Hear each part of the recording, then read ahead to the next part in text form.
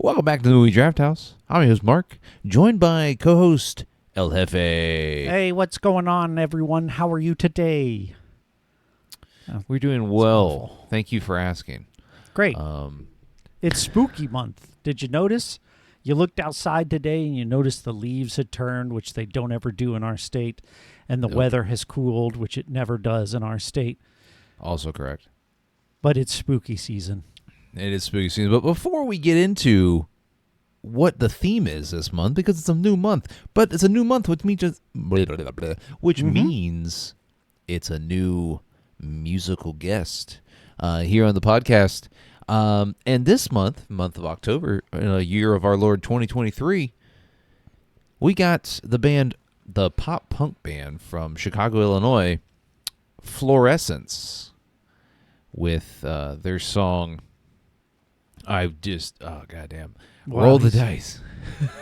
It's going to be a rough month, I'm thinking. I don't know. No, the Chicago, Illinois band Fluorescence with Roll the Dice.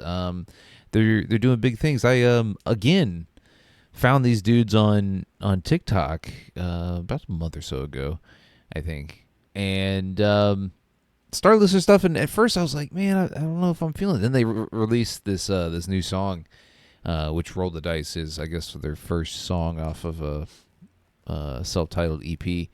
But it's really good. I dig them.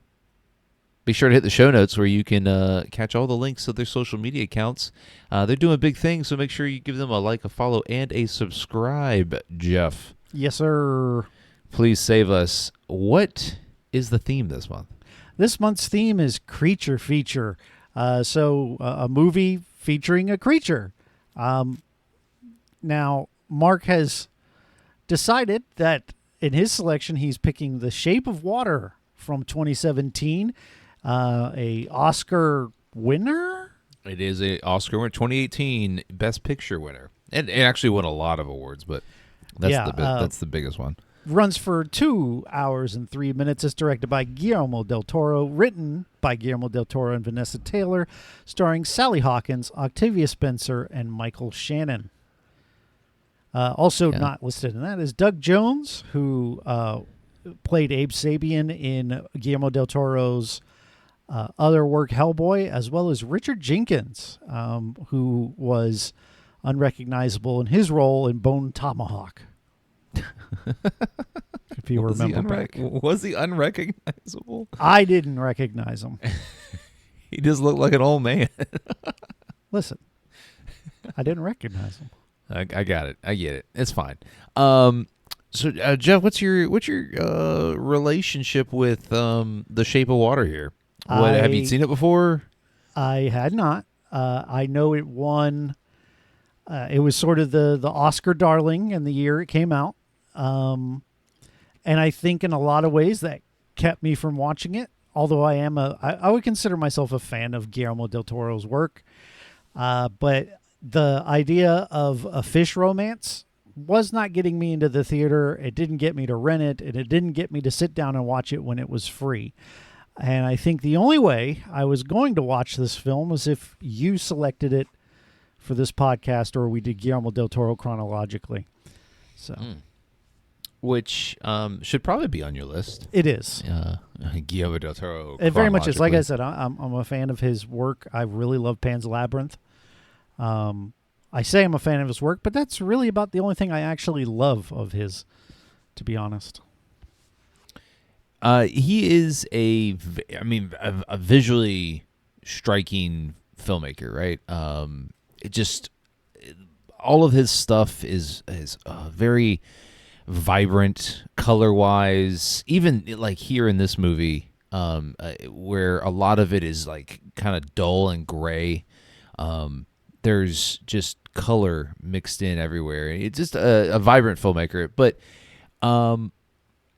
so I remember I saw this the year that it came out, because I'm a big I like watching Oscar movies. I like staying on top of what is supposed to be a Oscar contender. And so I remember watching this when it came out. I didn't go see it in theaters, but I believe I rented it, probably on Prime or something when it was available. But and I remember not particularly enjoying it, and I really couldn't figure out why everybody loved it the way they did. It's fine to me. It's a fine film, and the creature here is very creaturey. I don't know how to. I think it is a creature, and therefore this is a feature. And I mean, if we're going to argue whether you hit the theme, I suppose so. I kind of hoped, since we were in the month of October, you would shoot for a little more horror. But to each their own. A creature feature is up for interpretation, and that's fine. Yeah. So yeah, I mean, and I thought going into this second viewing, because I'll be honest with you, there's a large portion of this movie that I did not remember.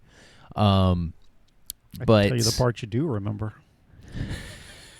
we'll get to it. Yep. I don't know. I still to this day, and I watched it early on in the week.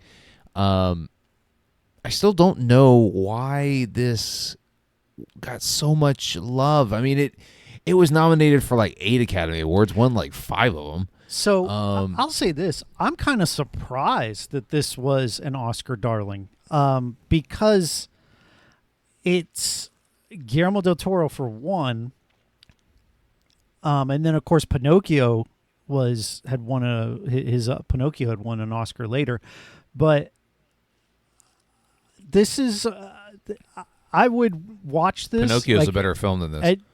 You asked me whether I think it would be nominated for Oscar. I would say no, not because of the quality, but because of it being this genre film,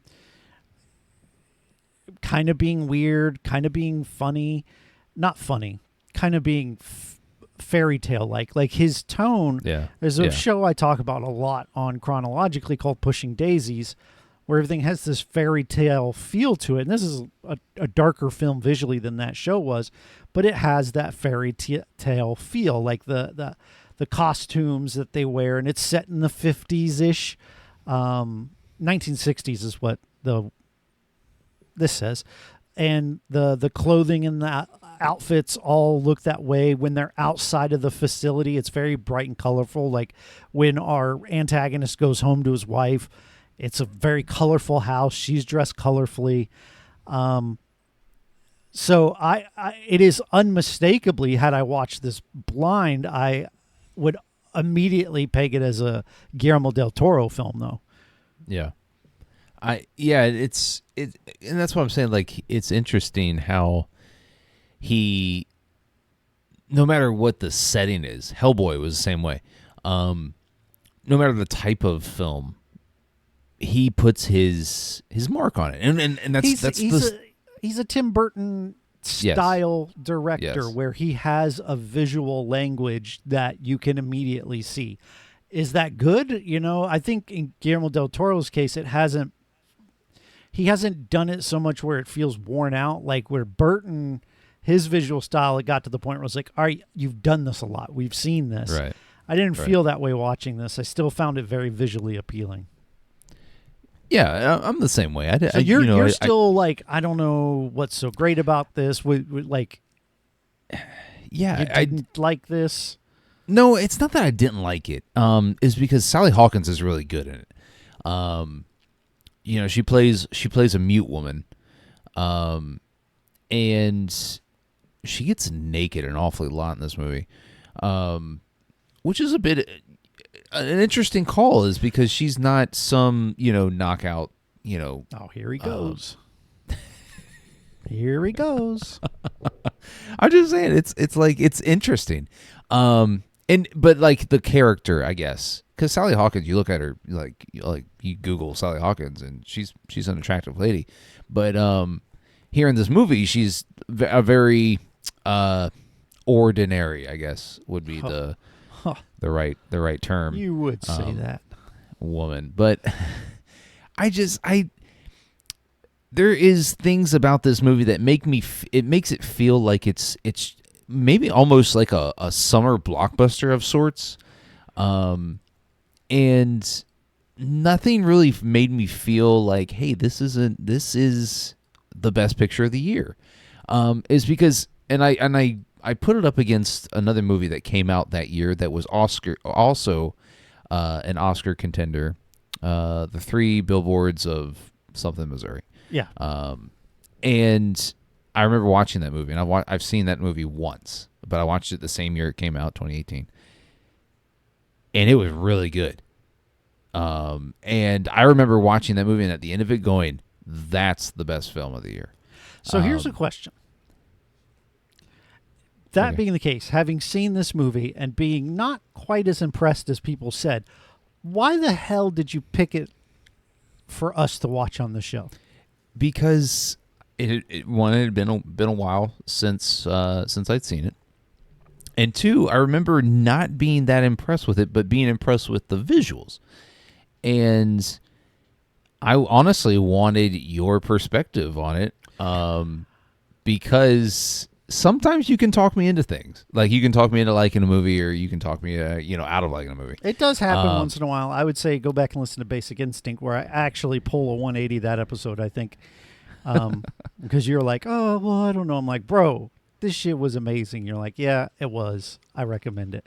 So I'm not going to talk you out of not being impressed, because I am kind of in the same place. I think visually it's great. I think the acting is superb across the board. There isn't one really false performance. I think, like you said, Sally Hawkins is really great. Must be nice to be in a movie where you don't have to memorize your lines. Octavia Spencer is wonderfully likable. Doug Jones as the amphibian is kind of doing his Andy Serkis thing. And Michael Shannon is properly intimidating, which he always is, because he has a resting asshole face. And Richard Jenkins is great. So all of those things are all positive. And what it breaks down to for me is fish sex. I like, that's the part that I can't get past. And I think the movie could have maybe brought me along, but it didn't. And the reason being is because, they're saying there's these weird communications, but that fish thing is having a biological reaction to her. And there's something about that where I'm like, it feels wrong, right? Like, this is a different species. And to me, an animal still, because sure, it knows sign language, but there are other, animals in the world that can learn sign language, right? What if in E.T. someone hooks up with E.T.? It would just feel weird. It just is like, that doesn't work for me. And it's supposed to be this love story, and because it's supposed to be, and it doesn't work, there's no dialogue between them. She has this thing where she feels similar, like a kindred spirit to it, that she talks to Richard Jenkins about, and I just can't buy it. And unfortunately, that's the crux of what the movie is weighing on for it to affect me emotionally, is for me to buy the relationship. So when the finale happens, I'm supposed to have an emotional reaction, and I don't, because she shouldn't be fucking the fish, is what it comes down to. Regardless of what amount of intelligence it may have, it's also not something you can perfectly communicate with. And so what if you've psychologically fucked up this fish, because now it's going to go home and said, I had sex with the scaleless woman. I don't know. It's just weird. And that's why I can't get past it, and why it lacks the emotional punch that I think it should have if it's going to be nominated for Best Picture of the Year. Sure, it's beautiful. It looks great. Hellboy is beautiful and looks great and is well acted all the way through, but nobody thinks that that's an Oscar film, right? And part of Correct. it is because it's based on a comic book, and the Oscars are bullshit anyway. But no one would argue that's the best movie that year. And I don't think the positives here are enough for me to put it over the top and say it's the best movie of the year. And when I was done watching it, I was kind of like, okay, that was okay. Like, I can't really. I agree with you. I can't understand why this was so beloved by film critics and experts or whatever, because it just, did they not see her have sex with the fish? The lady floods her apartment in order to That have was sex with so the fish. crazy. I would have been so pissed. Richard Jenkins is such a nice guy in this, because if I'm in their thing apartment, kills his cat. it eats Rips his the cat's cat, which and is he's like, kind of "Whoop! interesting. It's just an animal." Well, yeah, and that's kind of what I mean, right? Is like this thing isn't fully acclimatized to human culture. And it isn't by the end of the film, right? It's because there's only Right. a limited amount of time to help this thing learn. And it's eating cats, right? Yeah. But it knows enough to know that he should have hair on top of his head, and he heals Richard Jenkins' baldness, which is weird. I can't with this movie. I honestly, think the problem is the premise is not done well enough for me to buy it. I don't believe their romance, and that's it. Yeah, I think for me the film is missing that. Even like Richard Jenkins, I guess Del Toro is attempting to create this character that Richard Jenkins is playing as this apprehensive person, right? This, hey, what are you doing? Hey, why are you doing this? Hey, this is not smart. Hey, let's think about this. But he never comes across as somebody that is believable in that depiction, because at every he does turn go weirdly all in later. Right, and that's what I'm saying, is that there's never a moment in the film where the fish has to win Richard Jenkins over. And the fish just kind of goes out of its way to show Richard Jenkins that, hey, I'm a good guy. I like this lady. I eat cats. I just think that's kind of what's missing for me from this film, is that there isn't that moment where the cards are stacked against the fish or Sally Hawkins' character or even Richard Jenkins, and the fish has to do something to win over these characters. Automatically, Sally Hawkins is kind of just love at first sight with this fish. There isn't any courtship or romance, and it's just. What do you mean, the whole egg thing? She brought him eggs. Okay, all right, yeah, okay. You know, that would do it for me. I boiled you some eggs. She peeled it too. Now that honestly is something that works for me, because I hate peeling those. Peeling eggs is terrible. Yes, I think that's the thing is. I feel like there's other movies where there is a language barrier and they're still able to portray love. I'm trying to think. There was in Love Actually, isn't there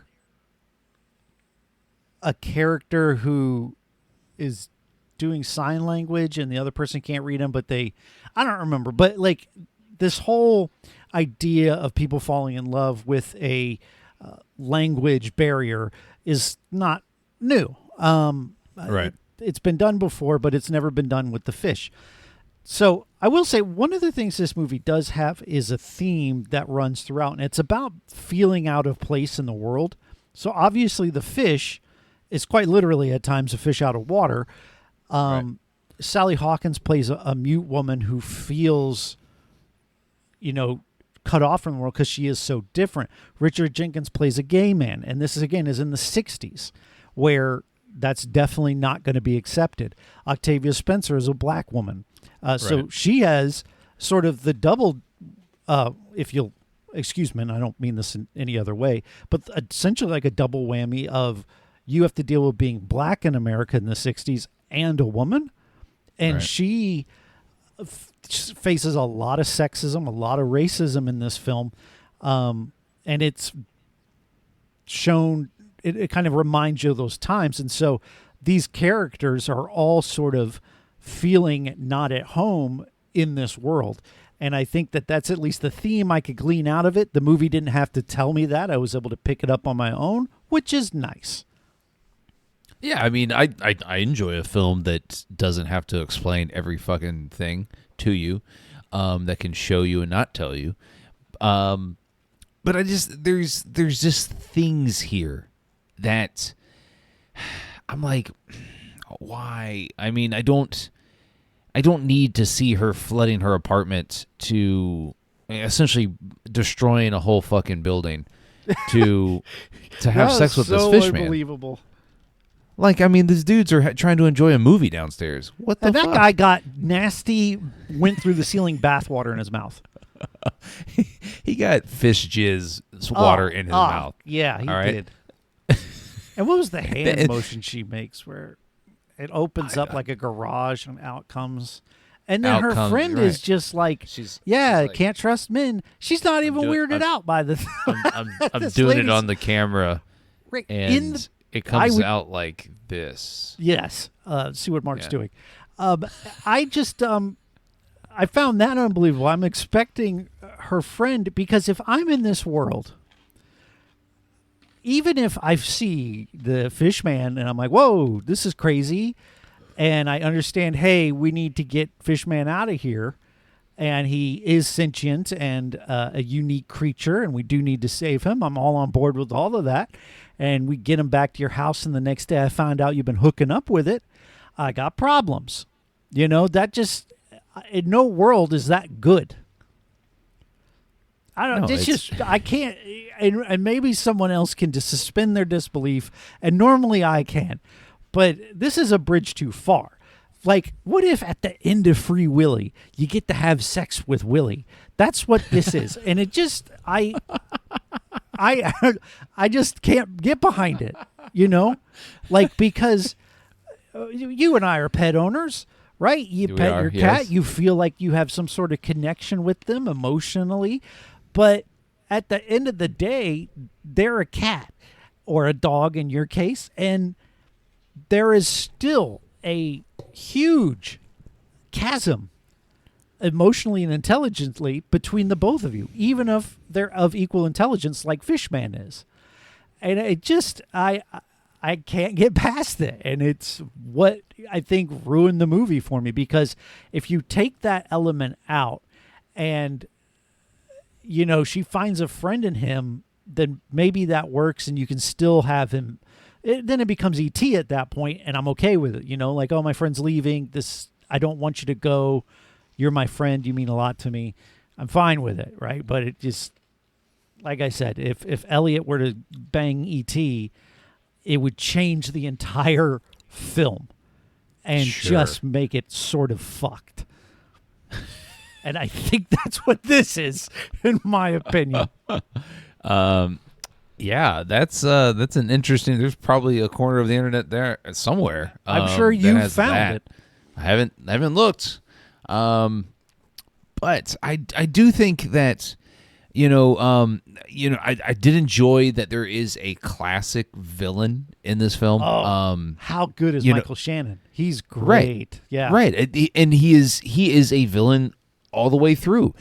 There's not a moment in time where we are meant to sympathize with Michael Shannon's character. And I enjoyed that. It's because it's very black and white. You know where you fall with Michael Shannon. Man, my favorite thing about his character arc was when he gets his fingers reattached and they're just decaying throughout the film. I loved that piece. It was just like, and I'm sure there's like allegory there for his heart sort of decaying at the same time and him becoming more and more evil. But he's a torturer. He tortures this creature. He's sexist and racist. And I think if given the opportunity, would have been a rapist in this film. He just kind of is this terrible person all the way Right. through. And yet he's able to have a character arc where he doesn't get better, he just gets worse. And I still think that's a valid character arc, especially in a villain. And I don't know, I'm sure other films have done it, but one thing that is kind of unique about this to me is that that's there, that he does kind of get worse and worse as time goes on. Yeah, and he works for the government, and this is a very Cold War movie, and so they're worried about the Russians, and how can and that's another arc in this movie that I don't think needed to be there, but it was interesting nonetheless. I kind of like the Russian arc because it does sort of show like governments as the problem, right? Because in this movie it's kind of the US government, but the Russians are kind of doing the same thing, right? And their scientists who they have undercover in this operation, he kind of takes a more morally correct approach to things. Oh yeah, he defects of sorts, and gives over the creature. Right, he sort of says, "Hey, I'm recognizing that what we're doing is wrong, and I'm going to do the right thing."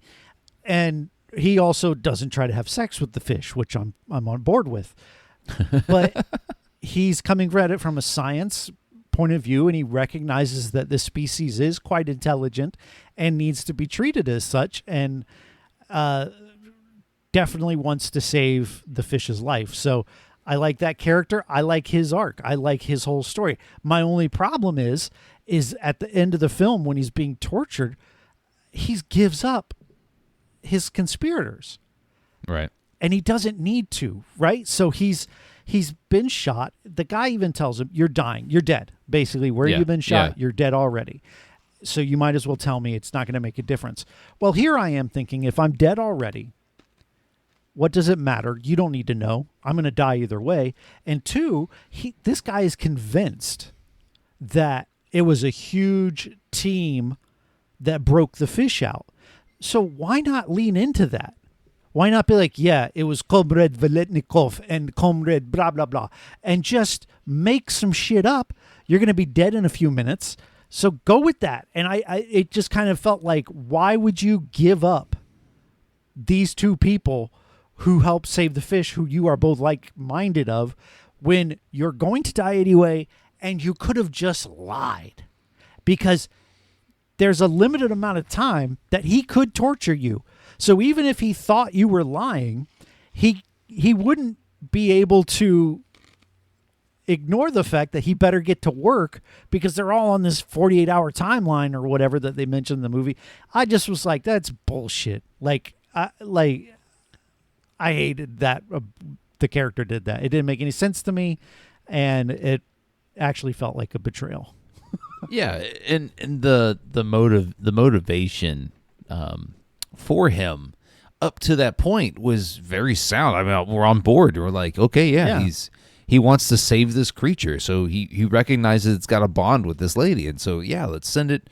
And then at the end, like you said, it's just like, what the fuck, dude? Yeah, I wish there were enough breadcrumbs there. He could have figured out by sitting in the thing and seeing a video of something that clues him in, right? You didn't need this to happen. Although I did like the scene where he gets shot and then the other guys get shot by Michael Shannon. I liked that scene because I didn't see it coming. I found that enjoyable, but then it just kind of fell apart when he turned him in for, like, you had so much. The guy is telling you, tell me the names and ranks of this team that came in. Yeah, he doesn't know. Like, just say some Russian names. Right. Just be like, yeah, like I said, just phone it. Anyway. Yeah, it's. I mean, ultimately, the movie, in my opinion, is fine. It just, I did not think it was an overly great film. Right. I agree. And the unfair expectation of this Pan's film. Labyrinth.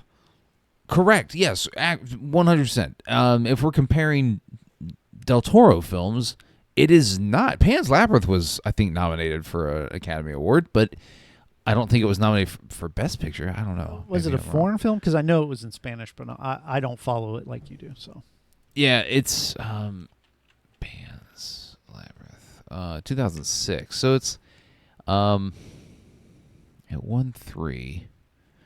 So maybe it was nominated for Best Picture. But I mean, if we're comparing the better films, no, it was not. It was so the nominations it received in 2006 were Best Writing, Original Screenplay, Best Achievement in Cinematography, and Best Achievement in Art Direction.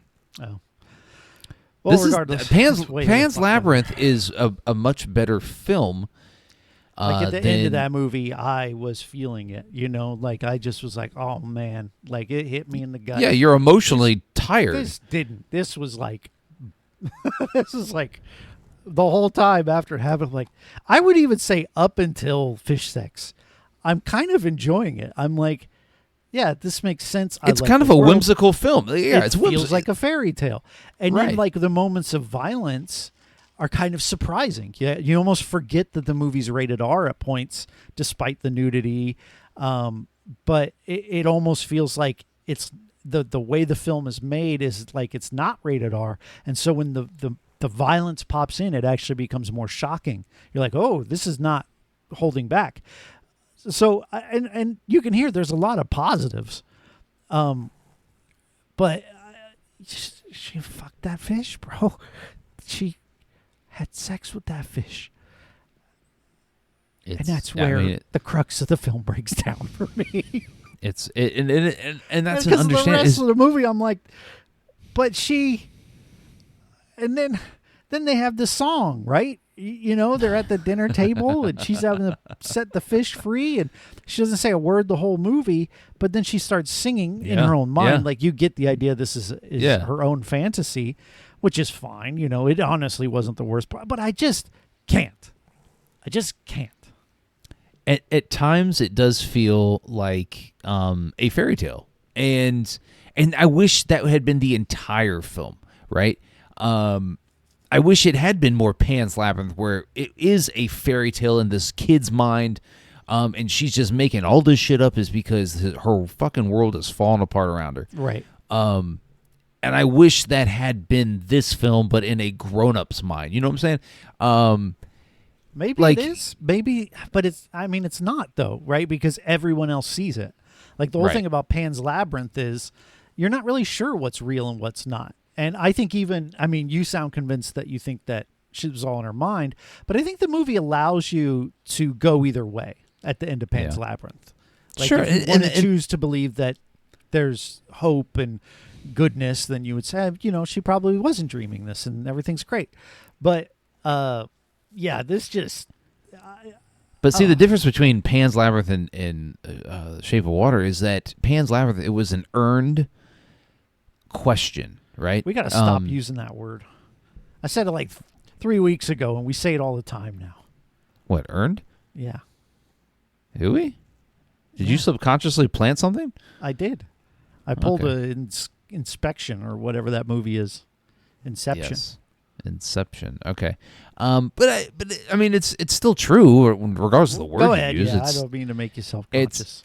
it's still that movie got to where it ended earnestly. And here I feel like the movie kind of moves its way through the film by just being like this kind of weirdness. And Guillermo del Toro is, I mean, he's no stranger to weirdness, but he also I is like his he weirdness. can Like, right he can tell a good story, and he tells a good story through the weirdness, and I just don't quite think that this was the story that really needed to be told. I don't know.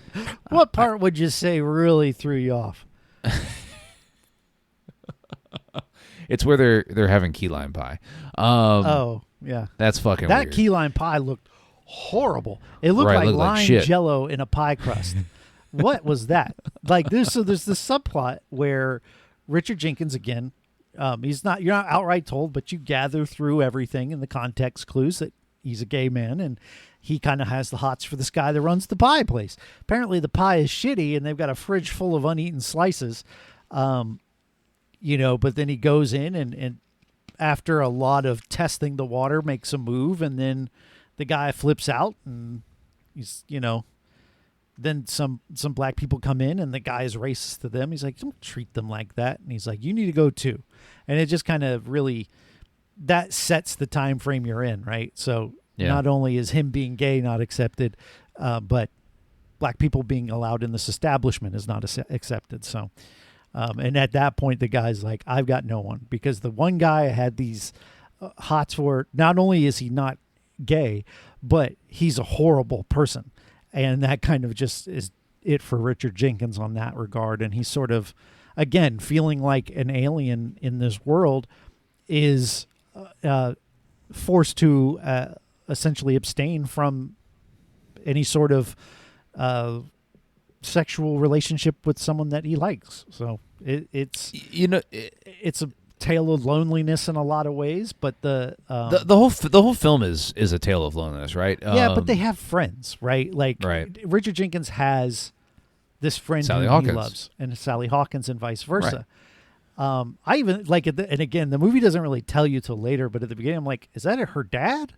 Right. But then does he like her? Well, you don't ever get that. Like, I never felt that there was any sexual thing. I felt very fatherly until I realized that they were best friends. At the end of the day, I don't think, in no way is this a bad film, right? Right. I just. But is it a good film? These are the questions. My expectation for this film going in, knowing it was a Best Picture winner, right? Certainly elevates the expectation. You almost have to, when you are watching a film that won 5 or 6 Academy Awards, was nominated for 8, and is directed by a highly regarded director, and you are expecting, especially if you've seen any of his previous works, you expect this kind of level of greatness from Guillermo del Toro as far as the visual storytelling goes. And the only visual storytelling he does is through the sets. Even though the creature is very well designed, we just don't ever see anything other than the creature healing, things by lighting his body lights up. There's nothing really remarkable about what this creature does or is doing or is, he on heals screen. himself and heals others. Right, but that's kind of the thing, and I just the sets here are very much are awesome. I'm like, I didn't come here for the sets. I came here for the creatures, and I got one creature, and it's fine. But I don't need that. I don't need that. I don't know, man. It's not a bad movie. It's a good movie, but it's not a great movie. That's what I got from it. It's not a great movie. It's not. Yeah. I could go my whole life having never watched it. But are you better for that you did? No. This movie didn't offer anything to me. There are other movies that do the themes that it tries to shoot for much better. I mean, it's Beauty and the Beast, essentially in what, the 60s? Live action Beauty and the Beast, Free Willy, all that shit. It just, I don't know. No. Anyways, so do you recommend this one? Nope, definitely not. I think you can go your whole life without watching it, and you'd be fine. And if someone is listening to this and I mean this, and they bought the romance. Maybe they can clue me in as to why and how, because it did not work for me on any level, and it shot the movie down for me. Yeah. I'm also not going to recommend it. And like we've talked about before, our recommendations have to mean something. So while it's not a bad movie, and There I are think movies it's I like a whole lot more than this that I did not recommend. Sure.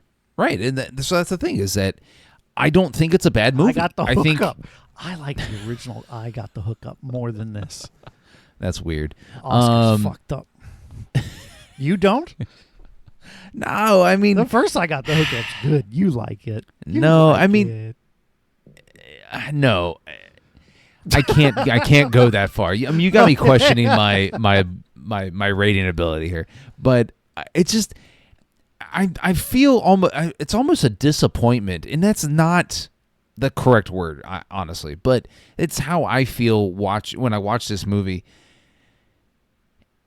And it validated my feelings from the first one, and talking it through, you actually shed some light on some themes that I really didn't pay attention to, as far as like the fish out of water goes, and how that's it was a metaphor for a lot of things here, but it still doesn't save the movie for me. It doesn't make me reconsider my stance on it. It kind of validated how I felt about it, honestly, but I'm not going to recommend it either. You can pass it. But anyways, Jeff, what are we watching next week? Yeah, buddy, we're watching a perennial classic. Wasn't nominated for shit. That's not true. It was nominated for a Razzie for worst musical score. Oh no! That being said, we're watching the John Carpenter classic from 1982, The Thing, which I've never seen, and I think when Eric hears the fact that from my recording partner over on Chronologically, when he hears I haven't watched this before, he's going to be like, what the hell? Because he loves it. So I'm going to watch The Thing, and Mark's going to have to watch it as well. Well, no, I saw it a long time ago. I haven't seen it in decades. It's got Wilford Brimley in it. The walrus himself. The last time we saw Wilford Brimley, you remember what movie that was? Yeah, it was the Van Damme movie. Yeah, Hard Target, baby. Hard Target, yep. This is kind of out of place. Talk about fish out of water. Yeah. But no, I saw it I think the last time I saw it, I was genuinely a kid. And so I don't remember a whole lot about it. So I'm excited to watch it again and see if I really don't have an opinion on it because it was so long ago. I don't really remember anything from the film. I just know that it's very well regarded in horror circles, and it's a John Carpenter classic, and whatever that means. But it's directed by John Carpenter, and it's a classic. All right, but we'll see about that. We'll see. Shit is gonna be better than this shit. Plus, it's a horror movie, and we're in October, so leave it up to your boy to take care of us this month. The fucking creature in this upcoming movie better be good. Let me tell you, I don't care one way or another. Just know this. In the month of October, I have certain expectations that we deliver on. And it doesn't come around but once a year. Like, we got 3 special events that happen on the Draft House calendar. Yeah. And one of them to me is October, being scary movies. Okay. Our top 5 and bottom 5 at the end of the year. Yeah. And then draft a theme in June. This is one of those big things for me. So you remember our films last October? Yeah. It was Vampire Month, and we watched some crazy ass shit last. I was fine with that. That was a good month, I think. You picked that weird one. I can't beat off unless you tell me to, which is my favorite joke I've ever come up with. Anyway, yeah. So if you want more from Mark, you can find. Hold on. Okay, my bad. All right. Listen, man, let me handle these. I was ready socials. to start the thing. Listen, you want to find more Movie Draft House? We're on all your favorite social media platforms at Movie Draft House. We're on Twitter, we're on TikTok, we're on Instagram. Here on YouTube, where you're watching us right now, hit the subscribe button when it pops up so you don't miss any future content here. And if you want to follow Jeff on Twitter and tell him, hey man, Fish sex ain't so bad. Get at them at Podcast by Jeff. All right. So listen up. You're going to want to know this. So in 2 weeks when we watch Lamb, and afterwards you want to get in touch with Mark and be like, bitch, you really fucked up Spooky Month. You can get in touch with him on Twitter at I Heard You Liked. Also, you can check out my other podcast, Chronologically, where right now we're going through all of M. Night Shyamalan's filmography in chronological order. Just find us in your favorite podcast app. Yeah. I really think you're gonna like Lamb. I do. It's made by who? Who published it? Who was that? A24. Yeah, that's right. It's going to be hot garbage. How many A24 movies have I seen? I've seen... I don't know. Hereditary, didn't like that. Midsommar was hot garbage. Men was garbage. What else have I watched?